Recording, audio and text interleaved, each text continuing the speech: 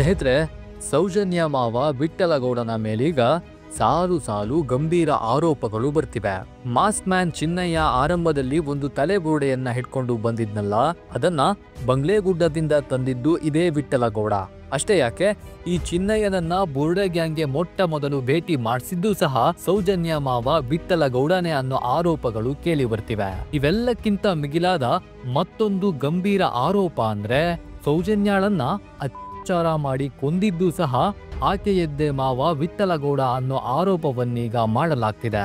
ಅದು ಕೇವಲ ಬಾಯಿ ಮಾತಿನ ಆರೋಪವಲ್ಲ, ಈ ಬಗ್ಗೆ ಎಸ್ಪಿಗೆ ದೂರನ್ನ ಸಹ ಕೊಡಲಾಗಿದೆ. ಹಾಗಿದ್ರೆ ಈ ಬುರುಡೆ ಪ್ರಕರಣದಲ್ಲಿ ಇಷ್ಟು ದಿನ ಸೈಲೆಂಟ್ ಸಂಚುಕೋರನಾಗಿ ವಿಠ್ಠಲಗೌಡ ಏನೆಲ್ಲ ಮಾಡಿದ್ದಾನೆ? ಸೌಜನ್ಯ ಪ್ರಕರಣದಲ್ಲಿ ಈತನ ಮೇಲೆ ಗಂಭೀರ ಆರೋಪವನ್ನ ಮಾಡ್ತಿರೋದು ಯಾರು? ಅವರು ಈ ಬಗ್ಗೆ ಹೇಳ್ತಾ ಇರೋದೇನು?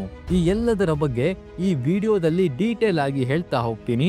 ವಿಡಿಯೋವನ್ನ ಎಲ್ಲೂ ಕೂಡ ಸ್ಕಿಪ್ ಮಾಡದೆ ಕಡೆತನಕ ನೋಡಿ. ಹಾಗೇನೆ ನೀವಿನ್ನೂ ನಮ್ಮ ಮೈಂಡ್ ರೆಡ್ಜರ್ ಇನ್ಫೋ ಯೂಟ್ಯೂಬ್ ಚಾನಲ್ಗೆ ಸಬ್ಸ್ಕ್ರೈಬ್ ಆಗಿಲ್ಲ ಅಂದ್ರೆ ಈ ಕೂಡಲೇ ಸಬ್ಸ್ಕ್ರೈಬ್ ಆಗೋದನ್ನ ಯಾವುದೇ ಕಾರಣಕ್ಕೂ ಮರಿಬೇಡಿ. ಸ್ನೇಹಿತರೆ, ಬುರುಡೆ ಚಿನ್ನಯ್ಯ ಈತನ ಎಂಟ್ರಿಯಿಂದಲೇ ಶುರುವಾದ ಪ್ರಕರಣ ಬೀಗ ಈತ ಹೇಳ್ತಿರೋ ಸತ್ಯಗಳಿಂದಲೇ ದಿನ ದಿನಕ್ಕೂ ರೋಚಕ ರೂಪವನ್ನ ಪಡಿತಾ ಇದೆ.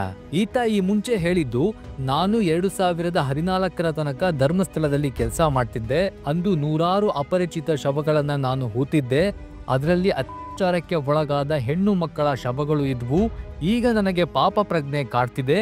ಹೀಗಾಗಿಯೇ ನಾನೀಗ ವಾಪಸ್ ಬಂದಿರೋದು ಅಂತೆಲ್ಲ ಕತೆ ಹೇಳಿದ್ದ ಈ ಬುರುಡೆ ಚಿನ್ನಯ್ಯ SIT ವಿಚಾರಣೆ ವೇಳೆ ಒಂದೊಂದೇ ಸತ್ಯವನ್ನ ಬಾಯ್ಬಿಡ್ತಿದ್ದಾನೆ. ಚಿನ್ನಯ್ಯನನ್ನ ಈ ಷಡ್ಯಂತ್ರದ ಭಾಗವಾಗಿ ಮೊಟ್ಟ ಮೊದಲು ಭೇಟಿಯಾಗಿ ಈತನನ್ನ ಬುರುಡೆ ಗ್ಯಾಂಗ್ಗೆ ಪರಿಚಯಿಸಿದ್ದೆ ವಿಠ್ಠಲಗೌಡ. 2014ರಲ್ಲಿಯೇ ಚಿನ್ನಯ್ಯ ಧರ್ಮಸ್ಥಳವನ್ನ ಬಿಟ್ಟಾಗಿತ್ತು. ಹೀಗಿರುವಾಗ ವಿಠ್ಠಲಗೌಡನಿಗೆ ಚಿನ್ನಯ್ಯ ಸಿಕ್ಕಿದ್ದು ಯಾವಾಗ? ಈತನೇ ಏನಾದ್ರೂ ಚಿನ್ನಯ್ಯನನ್ನ ಹುಡುಕಿಕೊಂಡು ಹೋಗಿದ್ನಾ, ಅಥವಾ ಚಿನ್ನಯ್ಯನೇ ವಿಠ್ಠಲಗೌಡನ ಬಳಿ ಬಂದಿದ್ನಾ? ಸ್ನೇಹಿತರೆ, ಈ ಇಡೀ ಪ್ರಕರಣದಲ್ಲಿ ಮೇಜರ್ ಪಾಯಿಂಟ್ ಅಂದ್ರೆ ಇದೆ.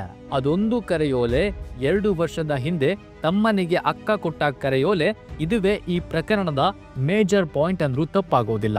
ಎಸ್, 2014ರಲ್ಲಿ ಧರ್ಮಸ್ಥಳ ಬಿಟ್ಟ ಮೇಲೆ ಅಕ್ಕ ಕರೆದಳು ಅಂತ ಹೇಳಿ 2 ವರ್ಷದ ಹಿಂದೆ ಉಜಿರೆಗೆ ಕೆಲಸಕ್ಕೆ ಅಂತ ಬಂದಿದ್ದ ಚಿನ್ನಯ್ಯ ವಿಠ್ಠಲಗೌಡನ ಕಣ್ಣಿಗೆ ಬೀಳ್ತಾನೆ. ಅಲ್ಲಿಂದ ಈತನನ್ನ ಇದೇ ವಿಠ್ಠಲಗೌಡ ಬುರುಡೆ ಗ್ಯಾಂಗಿಗೆ ಪರಿಚಯ ಮಾಡ್ತಾನೆ. ಸೌಜನ್ಯ ಮಾವ ವಿಠ್ಠಲಗೌಡನಿಗೆ ಚಿನ್ನಯ್ಯ ಈ ಹಿಂದೆ ಧರ್ಮಸ್ಥಳದಲ್ಲಿ ಏನ್ ಕೆಲಸ ಮಾಡ್ತಿದ್ದ ಅನ್ನೋದು ಚೆನ್ನಾಗಿ ಗೊತ್ತಿತ್ತು. ಬಹುಶಃ ಇವರು ಹೆಣದಿದ್ದ ಷಡ್ಯಂತ್ರಕ್ಕೂ ಚಿನ್ನಯ್ಯ ಮಾಡ್ತಿದ್ದ ಕೆಲಸಕ್ಕೂ ಪರ್ಫೆಕ್ಟ್ ಆಗಿ ಮ್ಯಾಚ್ ಆಗಿದೆ.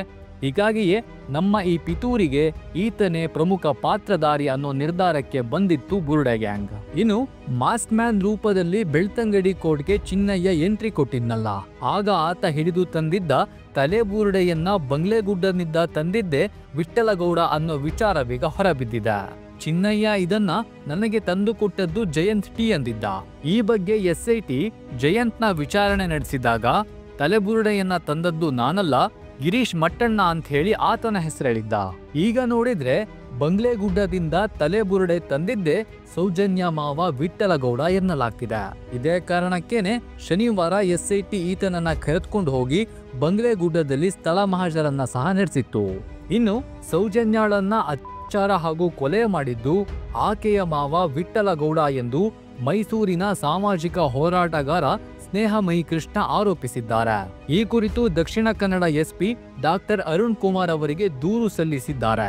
ಸೌಜನ್ಯಾಳ ಮೇಲೆ ಸೋದರ ಮಾವ ವಿಠ್ಠಲಗೌಡಗೆ ಕೆಟ್ಟ ದೃಷ್ಟಿ ಇತ್ತು. ಆಕೆಯನ್ನ ಬಳಸಿಕೊಳ್ಳಲು ಬಹಳ ಸಮಯದಿಂದ ಹವಣಿಸ್ತಾ ಇದ್ದ.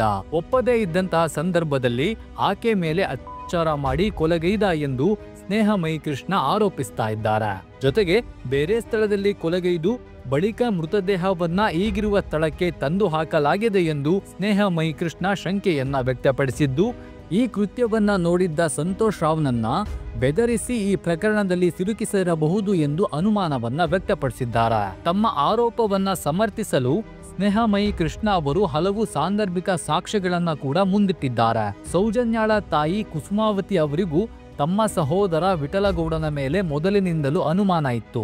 ಈ ಕಾರಣದಿಂದಲೇ ಅವರು ಮಗಳ ಮೃತದೇಹವನ್ನ ನೋಡಲು ಹೋಗಿರಲಿಲ್ಲ. ಅಲ್ಲದೆ ಕೊಲೆ ನಡೆದ ದಿನದಂದು ವಿಠಲಗೌಡ ತನ್ನ ಹೋಟೆಲ್ ಕೆಲಸಕ್ಕೆ ರಜೆ ಹಾಕಿದ್ದ ಎನ್ನುವ ಮಾಹಿತಿ ಲಭ್ಯವಾಗಿದೆ ಎಂದಿದ್ದಾರೆ ಸ್ನೇಹಮಯಿ ಕೃಷ್ಣ. ಸ್ನೇಹಿತರೆ, ಈ ಎಲ್ಲ ಬೆಳವಣಿಗೆಗಳ ಬಗ್ಗೆ ನಿಮ್ಮ ಅಭಿಪ್ರಾಯ ಏನು ಅನ್ನೋದನ್ನ ಕಮೆಂಟ್ ಮಾಡಿ ತಿಳಿಸಿ. ನೀವಿನ್ನೂ ನಮ್ಮ ಮೈಂಡ್ ಇನ್ಫೋ ಯೂಟ್ಯೂಬ್ ಚಾನಲ್ಗೆ ಸಬ್ಸ್ಕ್ರೈಬ್ ಆಗಿಲ್ಲ ಅಂದ್ರೆ ಈ ಕೂಡಲೇ ಸಬ್ಸ್ಕ್ರೈಬ್ ಆಗೋದನ್ನ ಯಾವುದೇ ಕಾರಣಕ್ಕೂ ಮರಿಬೇಡಿ.